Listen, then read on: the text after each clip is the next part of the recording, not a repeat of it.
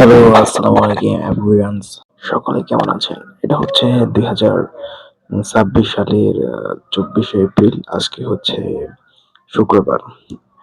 এই দিনটিতে আমি তেমন একটি কিছু করতে পারিনি, বা আমাদের হচ্ছে 2027 ব্যাচ, যেটা হচ্ছে 2027 সালে পরীক্ষা। তো এখন আমি মোটামুটি ভালোভাবে প্রস্তুতি নেওয়ার চেষ্টা করছি, কিন্তু মনে হয় না ভালো কোনো প্রস্তুতি নিতে পারছি। আর এভাবেই চলছে দিনগুলো। আমি চাই আরো ভালোভাবে পড়াশোনা করতে, কিন্তু বাংলাদেশের অবস্থান তো আরো খুবই খারাপ। আর একটা রিকোয়েস্ট, যদি ফ্রি থাকেন তাহলে এই ভয়েসটা শুনতে পারেন, এখন না হলে আপনারা স্কিপ করতে পারেন আপনাদের ইচ্ছা। আর এটা হচ্ছে পড়াশোনার রিলেটেড কিছু কথাবার্তা, কনভারসেশন। আপনারা যদি চান তাহলে আমার সাথে যোগাযোগ করে এই চ্যানেলের কনভারসেশনে ভয়েস রেকর্ডিং এ আপনারা যোগ হতে পারেন, নিশ্চয় আপনাদের। আর এখন পর্যন্ত দেশ শিক্ষা ব্যবস্থায় যে পরিবর্তনগুলো দেখতে পেরেছি, সেটা হচ্ছে অনেক বিশাল পরিবর্তন। একসময় করোনা আসে, করোনার কারণে 2-3 বছর স্কুল বন্ধ হয়ে যায়। তারপরে আবার শিক্ষামন্ত্রী চেঞ্জ হয়, বই চেঞ্জ করা হয়। তারপরে আবার সরকার চেঞ্জ হয়ে যায়, আবার নতুন শিক্ষামন্ত্রী আসে, আবার নতুন ভাবে পড়াশোনা শুরু করে, এসএসসি পরীক্ষার সময় কমিয়ে দেয়। মানে একটা নাটক শুরু হয়ে গেছে এই শিক্ষা ব্যবস্থা নিয়ে। এখন আমাদের 2026 ব্যাচ যারা আছে, যারা তো অলরেডি পরীক্ষা দিচ্ছে, আমি মনে করি তাদের জন্য একটা প্লাস পয়েন্ট এই বছরটা। তারা তো এপ্রিল পর্যন্ত পড়াশোনা করতে পারলো। আর হচ্ছে যদি তারা ফেল করে তাহলে খুব শীঘ্রই ডিসেম্বর মাসে আবার আমাদের সাথে পরীক্ষা দিতে পারবে, অর্থাৎ 2027 ব্যাচের সাথে পরীক্ষা দিতে পারবে। এগুলো জাস্ট একটা 26 ব্যাচের জন্য একটা সুবিধা পয়েন্ট আমি মনে করি। আর আমরা যারা 2027 ব্যাচ রয়েছি, তারা মনে হয় না তেমন ভালো কিছু করতে পারবো। আমার মতে আমাদের পরবর্তীরা, যেমন হচ্ছে এখন যারা এইটে পড়ে অথবা সেভেনে পড়ে, তারা মোটামুটি ভালোভাবেই পরীক্ষার জন্য প্রস্তুতি নিতে পারবে বা কিছু করতে পারবে বলে আমি মনে করি। কিন্তু এই যে বর্তমান সময়ের এই যে অবস্থা, এটা কোনো সময় ভালো করতে পারবে না। এই অল্প সময়ের মধ্যে এটা বানিয়ে নেওয়া সম্ভব নয়। এটাই হচ্ছে আমাদের বর্তমানে শিক্ষা ব্যবস্থার অবস্থা। তো তো এগুলোই চলছে, বাংলাদেশে চলতেই থাকবে। এগুলো কোনোদিন শেষ হবে না। বাংলাদেশে যদি আপনি 10 লাখ টাকা খরচ করে একটি মানে শিক্ষা ব্যবস্থার পিছনে পুরো আপনার লাইফে যদি 20-15 লাখ টাকা খরচ করেন শিক্ষার জন্য, তাহলে দেখবেন যে দিন শেষে আপনি 50 অথবা 60,000 টাকার একটা বেতন পাইলেন, বেতনের চাকরি পাইলেন, অথবা আপনি নাও পাইতে পারেন, আবার 20,000 টাকারও পাইতে পারেন। এটাই হচ্ছে বাংলাদেশের শিক্ষার যোগ্যতার অফার, মানে একটি যোগ্যতার জন্য একটি পুরস্কার বলতে পারেন।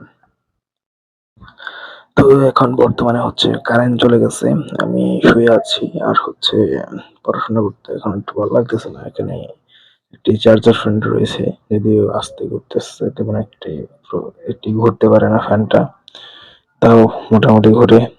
চারপাশে বই টই পড়ে আছে, এগুলো এখনো পড়ছি না। আমি এখন ইউটিউবের জন্য ভয়েস রেকর্ডিং করছি। জানি না ভবিষ্যতে কি হবে না হবে, আল্লাহ ভালো জানেন। তবু আমাদের উচিত ভালোভাবে পড়াশোনা করা, ভালোভাবে যে কাজে করি না কেন ফোকাস করা। এটা হচ্ছে আমাদের হচ্ছে মূল লক্ষ্য। এখন বর্তমানে একটা লাইট জ্বলে আছে, নিভু করছে, চার্জ খুবই কম। আর হচ্ছে খাওয়া দাওয়া হয়নি। আমি এক প্রকার লুকিয়ে নাচতে ভয়েস রেকর্ডিংটা করছি, জোরে কথা লাউডলি কথা বলে ভয়েস রেকর্ডিংটা করতে পারছি না। কারণ হচ্ছে মানুষ ভাববে কেন এত কথা বলছে, কার সাথে কথা বলছে, কি বলছে না বলছে, তখন আরেকটি সমস্যা তৈরি হয়ে যাবে। তো এগুলো দরকার নেই, আমাদের পড়াশোনা চিন্তা আমরা সেটা নিয়েই থাকি। তো মাঝে মাঝে ইউটিউবে ভিডিও বানানোর ক্ষেত্রে এই ভয়েস রেকর্ডিংটা করছি। আমাদের স্কুলে কিছু কিছু স্যার আছে যারা হচ্ছে স্কুলে পড়ায় না, ক্লাসে আসবে ঠিক আছে, এসে ভালোভাবে একটি অঙ্ক বুঝাই দেওয়া, এরকম এরকম কিছুই না।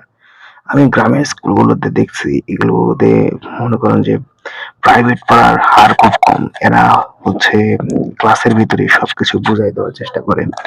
কিন্তু আমাদের যে স্কুল আছে ঢাকা শহরের অঞ্চলগুলোতে, এগুলোতে 90% শিক্ষকরাই, আমি মনে করি, যদিও আছে কিনা জানি না, তবে আমি মনে করি 90% শিক্ষকেরাই টাকার জন্য ক্লাসের ভিতরে ভালোভাবে পড়ায় না, কারণ তারা প্রাইভেট পড়াতে পারবে। তাদের জন্য একটা প্রাইভেট পুরো একটা রুম ভাড়া নিয়ে ফেলে প্রাইভেট পড়ানোর জন্য।